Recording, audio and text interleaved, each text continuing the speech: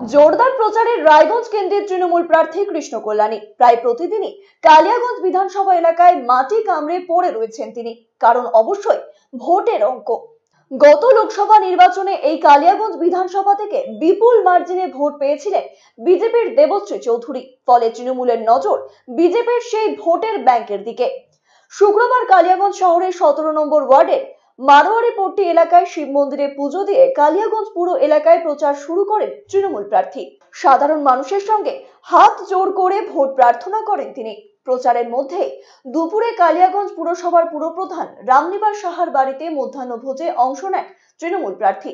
উল্লেখ্য, গত বিধানসভা নির্বাচনের রায়গঞ্জ কেন্দ্রে ভালো মার্জিনে জয়লাভ করেছিলেন কৃষ্ণ কল্যাণী। এবারে লোকসভা ভোট বৈতরণী পার হতে সকাল থেকে শহর থেকে গ্রামে ঝাঁপিয়ে পড়ছেন তিনি। রাজ্যের উন্নয়নের সুফল হিসেবে লক্ষ্মীর ভান্ডার, স্বাস্থ্যসাথী সহ বিভিন্ন প্রকল্প তুলে ধরে ভোট চাইছেন কৃষ্ণ কল্যাণী। আগামী 26 এপ্রিল ভোট, তার আগে প্রতিটি ভোটারের কাছে পৌঁছে যেতে চাইছেন তিনি।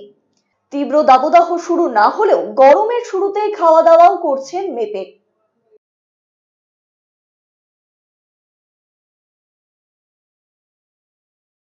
দেখুন, আমার একটা প্রয়াস থাকে, মানে যতটা পারবো মানুষের কাছে পৌঁছাবো। তো কালিয়াগঞ্জে যেটা প্রচার করছি, অনেক ওয়ার্ডের মধ্যে হয়তো অলিতে গলিতে গাড়ি ঢুকে না। তো সেই জন্য ওখানে কোনো আমার কাছে দ্বিতীয় কোনো বিকল্প নেই। সেই জন্য পায়ে হেঁটেই আমি প্রচারটা করলাম। আর পায়ে হেঁটে প্রচার করাতে সাধারণ মানুষের খুব ভালো সাড়া পেয়েছি, তারা খুব উৎসাহিত। আর ম্যাক্সিমাম লোকের সাথে আমি দেখা করতে পারলাম। দেখুন, এখন প্রার্থী হয়েছে, রোদ বৃষ্টি এগুলাকে উপেক্ষা করেই আমাকে জনগণের কাছে পৌঁছাতে হবে।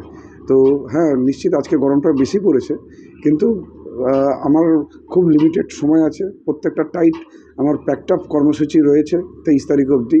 তো আজকের দিনটাই আমি কালিয়াগঞ্জ শহরের জন্য রেখেছিলাম।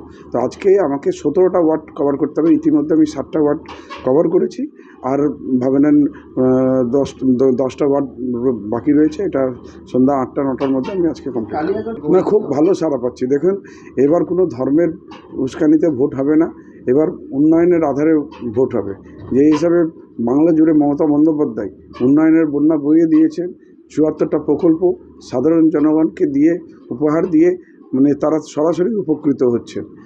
লক্ষ্মীর ভাণ্ডারটাও একটা চমক রয়েছে, 500টা 1000 হয়েছে, 1000টা 1200 হয়েছে। সাধারণ মানুষ, খেটে খাওয়া মানুষদের যেটা 100 দিনের কাজের টাকা বকেয়া ছিল, সেই টাকাটাও তারা পেয়েছে।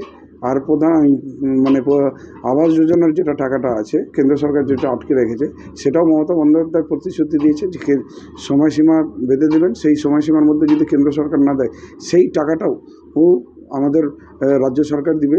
টোটাল 11,54,000 বাড়ি, 8,134 কোটি টাকা তার জন্য খরচ হবে।